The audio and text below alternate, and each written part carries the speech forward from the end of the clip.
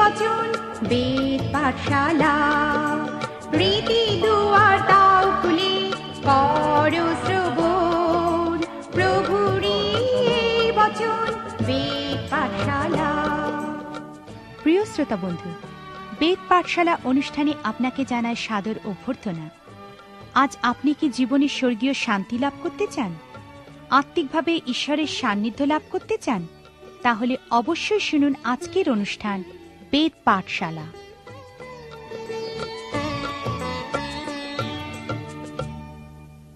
প্রিয় শ্রোতা বন্ধু, বেদ পাঠশালা অনুষ্ঠানে আপনাকে সাদর অভ্যর্থনা জানাই।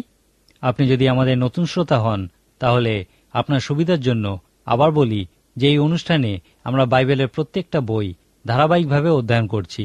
আমরা পুরাতন নিয়ম থেকে অধ্যয়ন শুরু করেছি, আর এখন প্রথম শমূয়েল পুস্তক অধ্যয়ন করছি। এখান থেকে আমরা আমাদের জীবন অনুসরণ করার জন্য দৃষ্টান্তের অন্বেষণ করছি, এবং একই সঙ্গে এখান থেকে আমাদের জন্য সতর্কবার্তারও অন্বেষণ করছি। আমরা আমাদের গতদিনের অনুষ্ঠান শেষ করেছিলাম রাজা দাউদকে মহান দৃষ্টান্ত রূপে দেখার মধ্য দিয়ে। আমরা যখন প্রথমবার রাজা দাউদের সঙ্গে মিলিত হয়েছিলাম, তাকে একজন সাধারণ মেষপালক রূপে দেখেছিলাম, কিন্তু পরবর্তীকালে তিনি ইসরায়েল জাতির সর্বশ্রেষ্ঠ রাজা রূপে স্বীকৃতি পেয়েছিলেন। আমরা পবিত্র শাস্ত্র থেকে একটা বিশেষ আকর্ষণীয় বিষয় দেখতে পাই যে পবিত্র শাস্ত্রে বর্ণিত অনেক মহান নেতাই একসময় মেষপালক ছিলেন। যেমন ঈশ্বরের দাস মোশি একসময় তার শ্বশুরে মেষপাল চড়াতেন। তারপর আমরা দেখি রাজা দাউদ প্রথম জীবনে তিনি তার পিতার মেষপাল চড়াতেন। এই মেষপালক রূপে তারা নেতৃত্বের নীতি সম্পর্কে শিক্ষা লাভ করেছিলেন, যা তাদেরকে মহান নেতা রূপে প্রতিষ্ঠা পেতে সাহায্য করেছিল।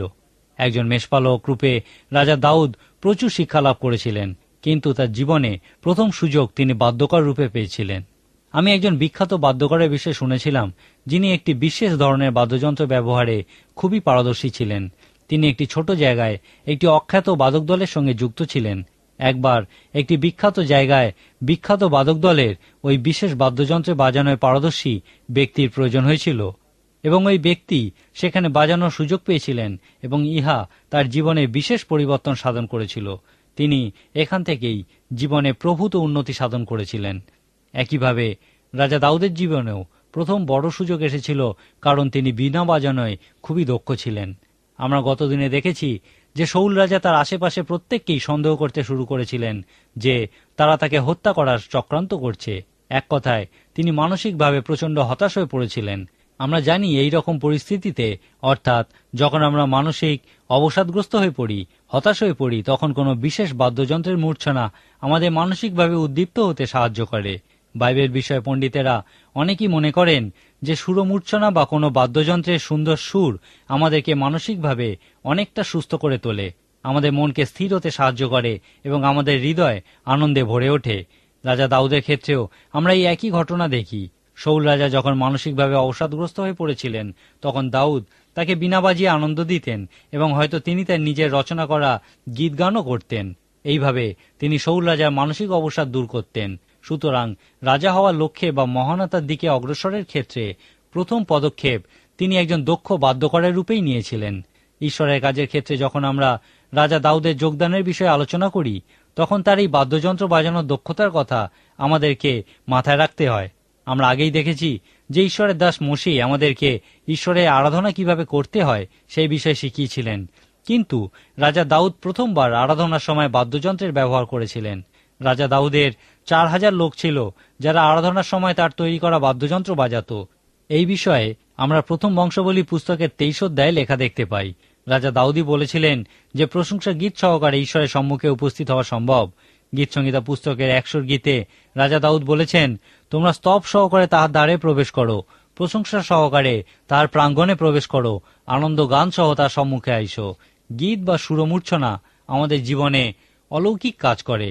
অনেক বড় বড় প্রচারক ঈশ্বরের বাক্য প্রচার করার আগে এই ঈশ্বরের প্রশংসা স্তব স্তুতি করার উপর জোর দিয়ে থাকেন, কারণ ইহা মানুষের হৃদয় মন ঈশ্বরের বাক্য শ্রবণ করার জন্য এবং গ্রহণ করার জন্য প্রস্তুত করে। ঈশ্বর অনেক সময় এই সঙ্গীতের মধ্য দিয়েও তার কথা বলে থাকেন। রাজা দাউদের জীবনে আরেকটি গুরুত্বপূর্ণ দিক হল তিনি একজন মহান যোদ্ধা ছিলেন। বেশিরভাগ মানুষই রাজা দাউদের এবং গলিয়াত বীরের যুদ্ধের কাহিনী থেকেই প্রথমবার রাজা দাউদের বিষয় শুনে থাকেন। এই কাহিনী আমি ছোটবেলা থেকেই শুনে আসছি এবং এই কাহিনী আমার খুবই ভালো লাগে। আপনি কখনো রাজা দাউদ যখন গলিয়াত বীরকে যুদ্ধের জন্য আহ্বান জানিয়েছিলেন তখন কি বলেছিলেন সেই বিষয়ে পড়ে দেখেছেন? আমার মনে হয় প্রথম সময়ের পুস্তকের 17 অধ্যায়ে বর্ণিত এই কাহিনীর ইহা একটি গুরুত্বপূর্ণ অংশ। এখানে দাউদ গলিয়াতকে বলেছিলেন, তুমি খড়গ, বর্ষা ও শল্য লইয়া আমার কাছে আসিতেছ, কিন্তু আমি বাহিনীগণের সদাপ্রভু ইসরায়েলের সৈন্যগণের ঈশ্বরের নামে তুমি যাহাকে টিটকারি দিয়াছ তাহারই নামে তোমার নিকটে আসিতেছি।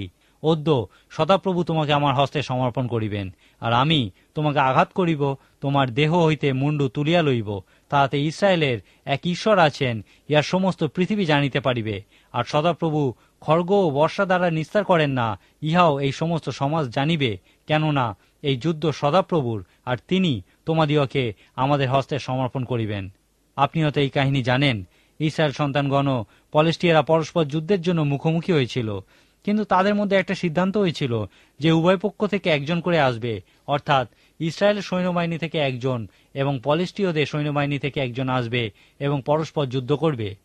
তাদের মধ্যে যে পক্ষ পরাজিত হবে তারা অপর পক্ষের দাসত্ব স্বীকার করবে। পলেস্টীয়দের পক্ষ থেকে গলিয়াত নামক একজন দৈত্যাকৃতি যোদ্ধা এসেছিল এবং ইসরায়েলের সৈন্যদের লক্ষ্য করে নানা রকম টিটকিরি দিচ্ছিল। দাউদ তার যে ভাইরা যুদ্ধে গেছিল তাদেরকে খাবার পৌঁছে দিতে যুদ্ধক্ষেত্রে গেছিলেন, এবং তিনি যখন সেখানে উপস্থিত ছিলেন সেই সময় গলিয়াত বেরিয়ে এসে টিটকারি দিতে শুরু করেছিল। গলিয়াতের কথা শুনে দাউদ বিরক্ত হয়েছিলেন, কারণ সে ঈশ্বরকে টিটকারি দিচ্ছিল। দাউদ তার অভিজ্ঞতা থেকে জানতেন যে তার ঈশ্বর সিংহ এবং ভাল্লুককে হত্যা করতে তাকে সাহায্য করেছিলেন। সেই জন্য তিনি বলেছিলেন, এই পলেস্টীয়কে বধ করিয়া যে ব্যক্তি ইসরায়েলের কলঙ্ক খণ্ডন করিবে তাহার প্রতি কি করা যাইবে?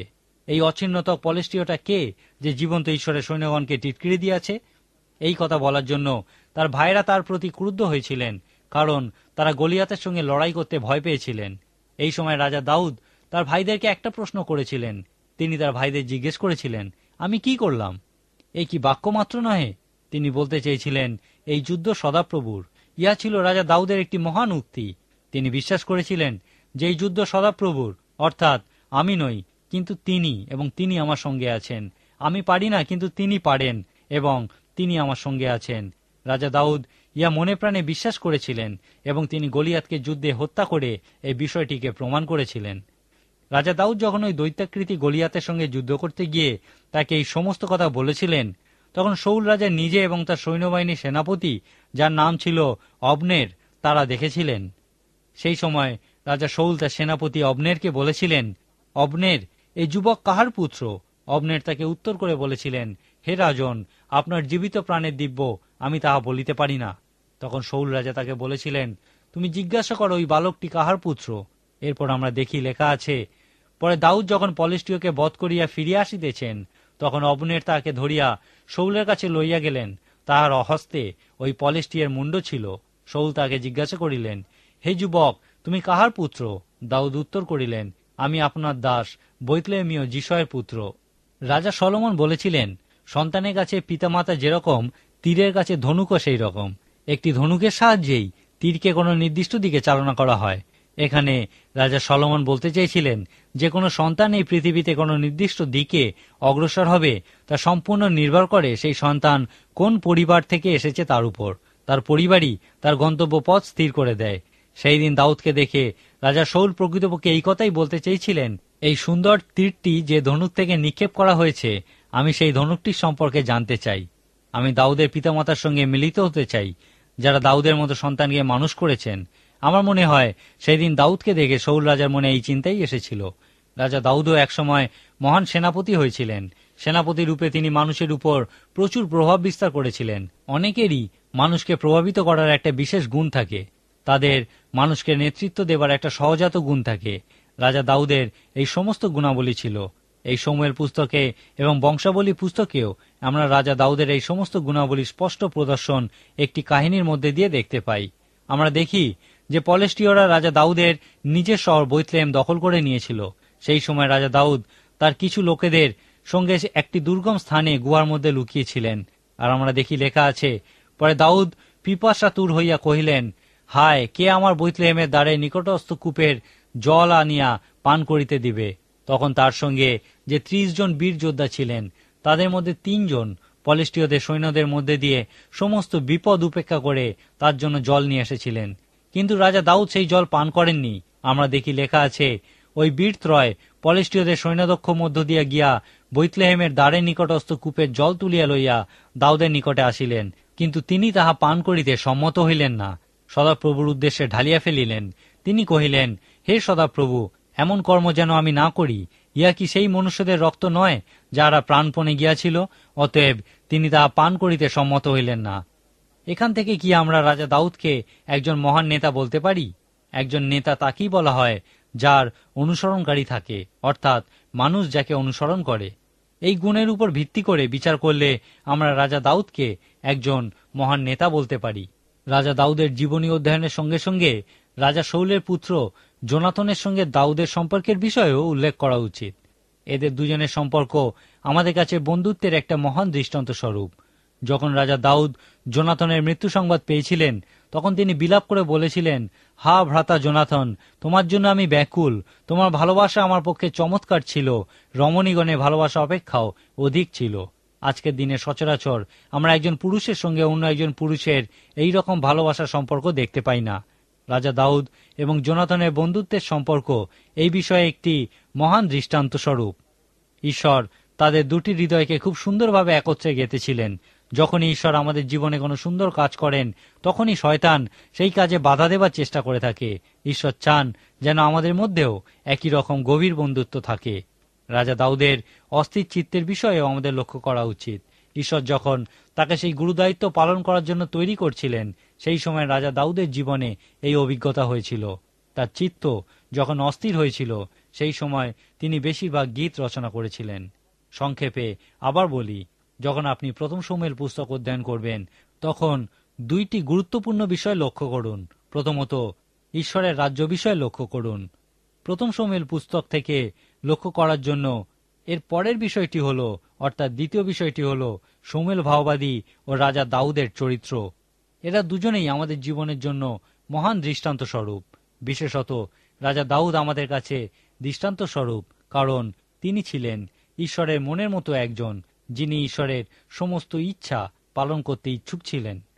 এখান থেকে এর পরে দেখুন শাউল রাজার বিষয়, যার জীবন আমাদের কাছে একটি বিশেষ সতর্কবার্তা বহন করে আনে।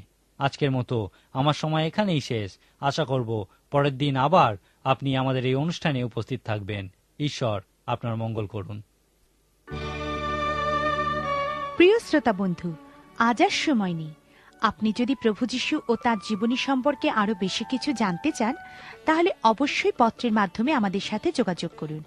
যোগাযোগের জন্য আমাদের ঠিকানা হল বেদ পাঠশালা, বিশ্ববাণী, পোস্ট বক্স নম্বর 16925, কলিকাতা 700034।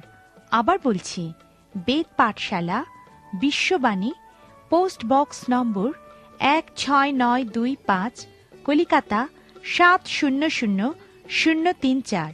তাহলে আজকের মতো বিদায় নিচ্ছি। নমস্কার।